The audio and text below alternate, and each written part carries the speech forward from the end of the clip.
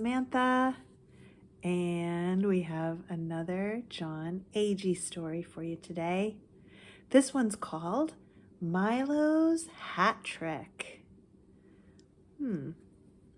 Why is Milo dangling a carrot over his hat? Is that part of the trick? Let's find out why that would be happening. And also, we might wonder why the end pages are just a picture of the woods. Why are we in the forest?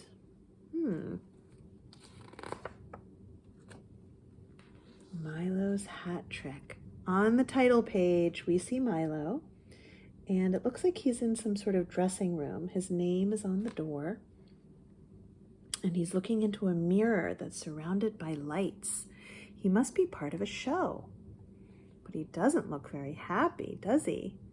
Let's find out. Why is he unhappy? Did you see the little mouse going into his hat? So cute. Okay. Here he is on a stage. And now he's holding the mouse by its tail. But he still doesn't look very happy. Let's find out why. This story does not start with once upon a time. It starts with these words. He was called Milo the Magnificent. But Milo wasn't magnificent at all. That means wonderful. He botched his card trick. So he made a mistake. That's why the cards are all over the ground. He tangled his rope trick, and his hat trick was just pathetic. He just pulled a little mouse out of the hat, but that's not very surprising. Sometimes a magic trick would be pulling something really big out of a hat that couldn't possibly fit inside a hat. So you just wonder, where did it come from? Look at the people in the audience. They are not really feeling like this is a good magic show. They look disappointed. Mr. Popovich, who was the theater manager, was furious. Milo, he barked, I'll give you one more chance. Tomorrow night, you better pull a rabbit out of your hat, or else. Oh, that's why he's using a carrot. He's trying to get a rabbit. That is a trick that some magicians know how to do, is pulling a rabbit out of their hat, and you just don't know how they did it. The next morning, Milo went out to catch a rabbit. Instead, he caught a bear. I guess the bear was hungry. What are you doing out here? Said the bear. Oh, this bear can talk. I'm looking for a rabbit for my hat trick. Hat trick? Said the bear. Maybe I can help. You? Said Milo. Watch this, said the bear. And he jumped into Milo's hat. How did he fit? Wow, said Milo. How did you do that? Easy, said the bear. You just pretend your bones are made of rubber. It's a secret I learned from a rabbit. You definitely can help me out, said Milo, but you'll have to hide in my hat until we're on the stage so that people are surprised. No problem, said the bear. Just whistle and I'll pop out. Sounds like a plan. On the train back to the city, Milo was in a daze. So he was not paying attention. He's thinking. It's true, he thought. I really do have a bear in my hat. But when he got to his dressing room, his hat was empty. Worse yet, it wasn't even his hat. Oh no.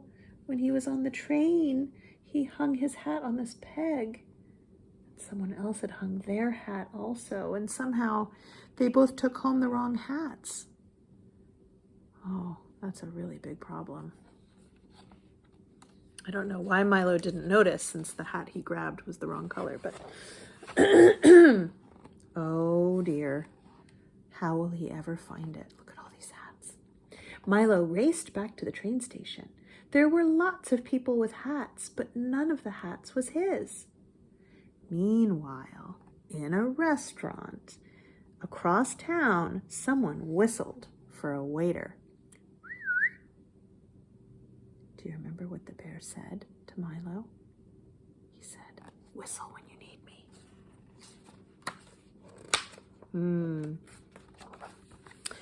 Ta-da! Right on cue. Oh no, the bear popped out of the hat, but there was no applause. There was no Milo. "Uh-oh," said the bear. He grabbed Milo's hat and ran.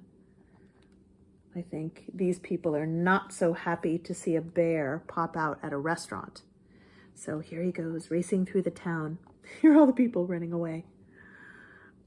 Yeah, if there was suddenly a bear in the middle of the restaurant, I think people would run away. "Help!" cried a cab driver. "A wild bear is on the loose." "A bear? Where?" said a policeman. "He was standing right by that mailbox, and then, poof, he disappeared." This is where the cab driver saw him, looking sad. And now he's saying, I don't know where he is." Do you see him? The policeman can't see him, but I think we can. Is that a mailbox?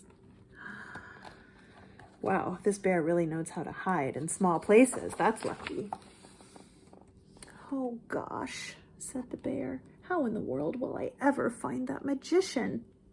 Just then, a schoolteacher was passing the mailbox. "Hurry up, children," she said, "or we'll be late for the magic show." "Magic show?" thought the bear. He slipped out of the mail slot and quickly joined the line. Just his feet are poking out. He's hiding inside the hat so he won't scare anyone. No one really even notices. I think if I saw a hat walking with giant brown feet, I might be a little surprised, but I don't think anybody looked over. Minutes before the matinee, that's the show that happens in the afternoon, Milo slouched into the theater. "It's no use, Mr. Popovich," he said. "I didn't find a rabbit." "Rabbit or no rabbit, you've got to go on," Mr. Popovich said. "Just look, the house is packed." That means the audience is full. Milo looked, and when he looked out, he saw a very familiar hat sitting in the front row. Oh. My hat. Excuse me, would you please hand me my hat?"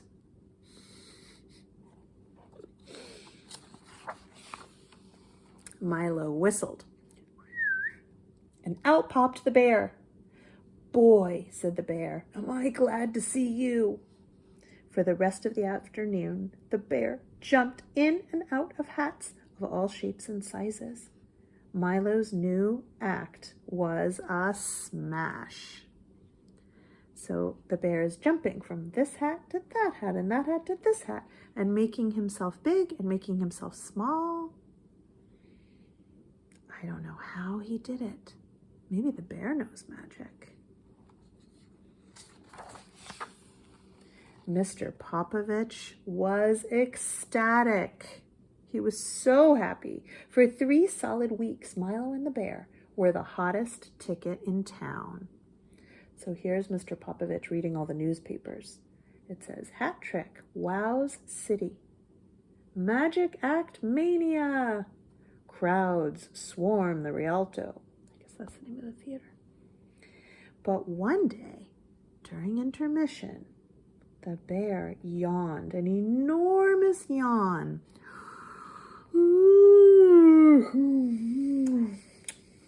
after popping in and out of 762 hats.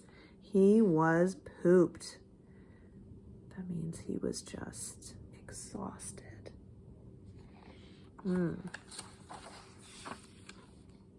So Milo took the bear home.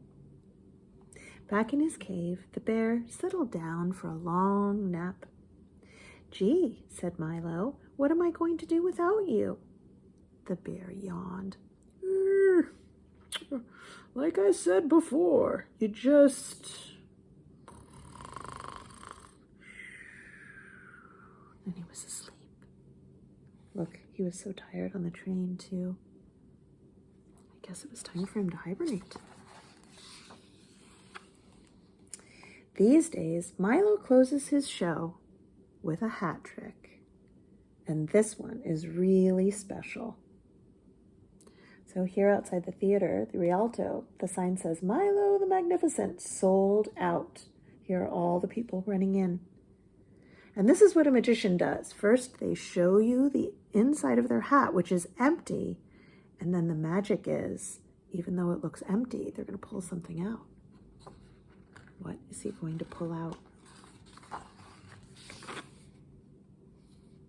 It's a secret he learned from a bear.